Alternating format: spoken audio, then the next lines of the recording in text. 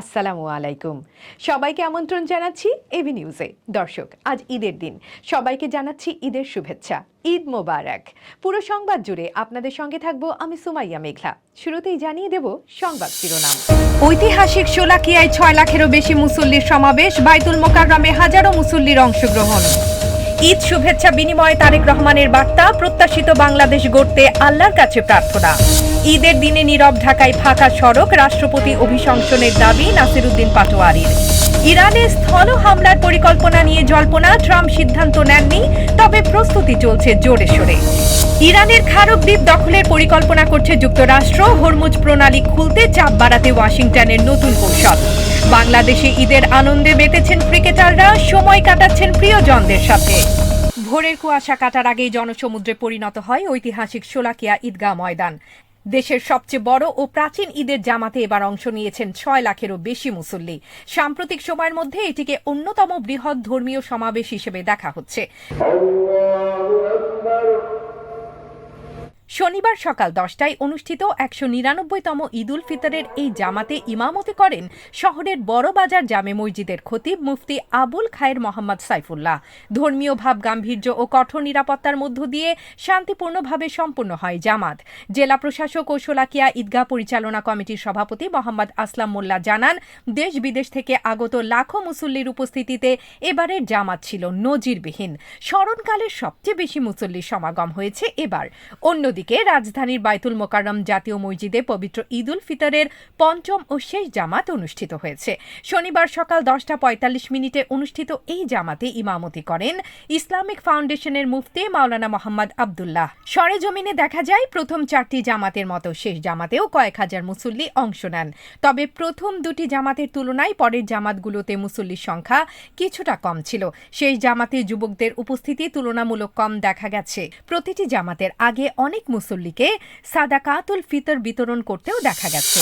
প্রধানমন্ত্রী ও বিএনপির চেয়ারপারসন তারেক রহমান বলেছেন, এই ঈদে আল্লাহর কাছে প্রার্থনা করি যেন প্রত্যাশিত বাংলাদেশ গড়ে তুলতে পারি। শনিবার প্রধানমন্ত্রী সরকারি বাসভবন যমুনায় সর্বস্তরের মানুষের সঙ্গে ঈদ শুভেচ্ছা বিনিময় শেষে সাংবাদিকদের সঙ্গে কথা বলতে গিয়ে তিনি কথা বলেন। তিনি বলেন, জনগণ যে দেশ দেখতে চায় সেই দেশ গড়তে সরকার কাজ করবে।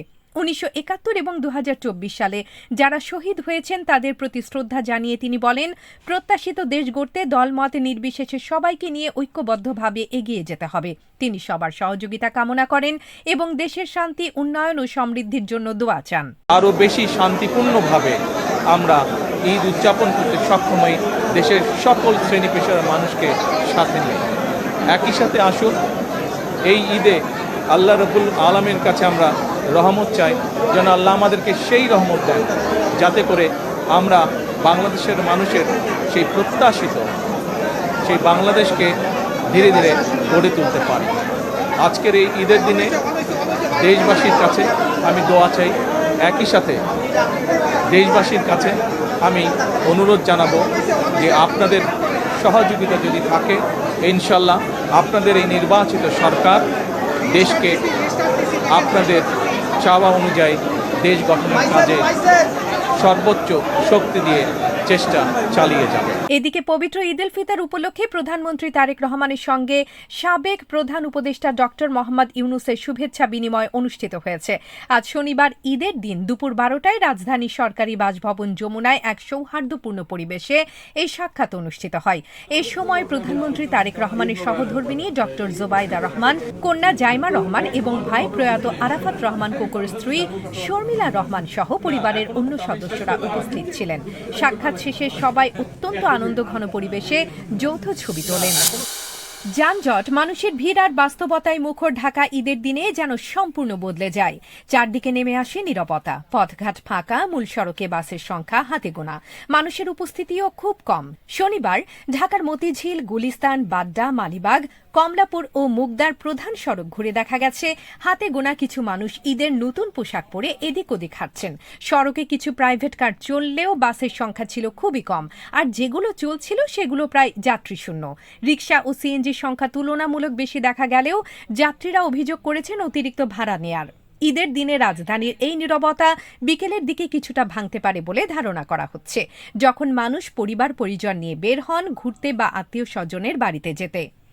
অন্যদিকে রাষ্ট্রপতি মোহাম্মদ শাহাবুদ্দিন চুপ্পু এর অভিশংসন জরুরি বলে দাবি করেছেন জাতীয় নাগরিক পার্টি এনসিপির মুখ্য সমন্বয়ক নাসিরউদ্দিন পাটোয়ারি। অন্যথায় আবারও কঠোর আন্দোলনে নামার হুঁশিয়ারি দিয়েছেন তিনি। শনিবার সকালে জাতীয় ঈদগাহ ময়দানে ঈদের নামাজ আদায় শেষে সাংবাদিকদের সঙ্গে আলাপকালে তিনি এ মন্তব্য করেন। নাসিরউদ্দিন পাটোয়ারি বলেন, রাষ্ট্রপতি ঈদগাহে উপস্থিত হলে মুসল্লিরা প্রতিবাদ জানিয়েছেন। স্থল হামলার প্রস্তুতি নিয়ে হোয়াইট হাউসের সঙ্গে যোগাযোগের পর প্রেস সেক্রেটারি ক্যারোলিন লেভেট জানিয়েছেন, সামরিক পরিকল্পনা তৈরি করা প্রতিরক্ষা মন্ত্রণালয়ের নিয়মিত কাজ।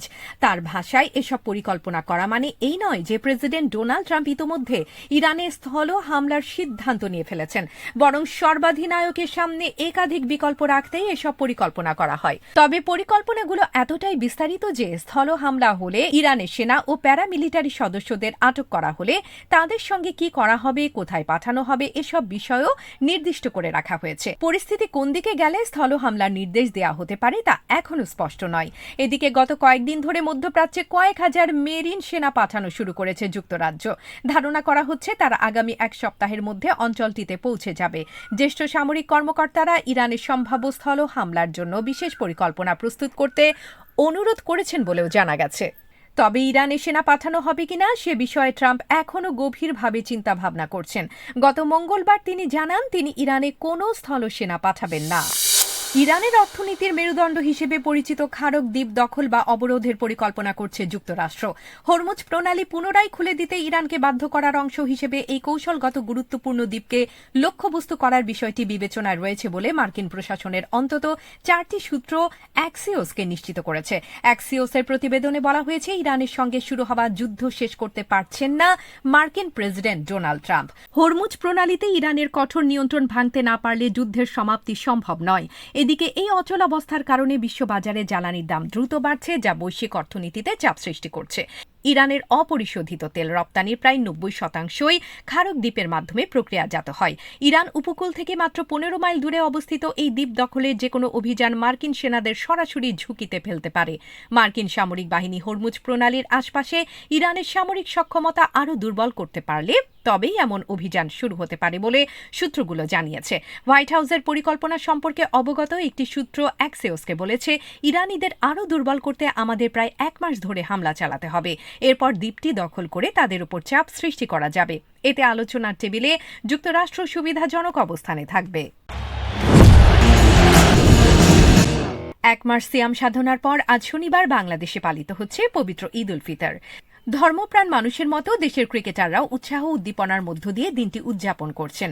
ব্যস্ত ক্রিকেট সূচির বাইরে পরিবারকে সময় দেওয়ার এই সুযোগটিকে তারা উপভোগ করছেন পুরোপুরি। মুশফিকুর রহিম বরাবরের মতো এবারও ঈদ পালন করেছেন বগুড়ায়। ছেলেসহ পরিবারের সদস্যদের নিয়ে ঈদগাহে নামাজ আদায় শেষে ছবি দিয়েছেন অভিজ্ঞ এই উইকেট কিপার ব্যাটার। জাতীয় টেস্ট দলের অধিনায়ক নাজমুল হোসেন শান্ত ঈদের সময় কাটাচ্ছেন রাজশাহীতে। পরিবারের সঙ্গে আনন্দ ভাগ করে নিচ্ছেন তিনি। মেহেদী হাসান মিরাজ এবার পবিত্র মক্কায় গিয়ে হজ পালন করেছেন। ঈদের দিনটিও তিনি কাটাচ্ছেন সেখানে ইবাদত বন্দেগিতে। অন্যদিকে হাসান মাহমুদ, নাহিদ রানা ও শরীফুল ইসলাম নিজ নিজ গ্রামের বাড়িতে ঈদ উদযাপন করছেন। তাসকিন আহমেদ ঢাকাতেই ঈদ পালন করছেন। বাবা ছেলেকে নিয়ে ঈদগাহে নামাজ আদায় করেছেন জাতীয় দলের এই পেসার। সাবেক অধিনায়ক তামিম ইকবালও ঢাকায় উদযাপন করছেন বলে জানা গেছে। মাহমুদুল্লাহ রিয়াদ অবস্থান করছেন ময়মনসিংহে, সেখানেই পরিবারের সঙ্গে ঈদের আনন্দ ভাগ করছেন তিনি। দর্শক, এতক্ষণ আমাদের সঙ্গে থাকার জন্য ধন্যবাদ। সর্বশেষ সংবাদ পেতে ভিজিট করুন আমাদের ওয়েবসাইটে। সেই সাথে নিয়মিত ভিডিও নিউজ পেতে আমাদের ফেসবুক পেজ ও ইউটিউব চ্যানেলে চোখ রাখুন।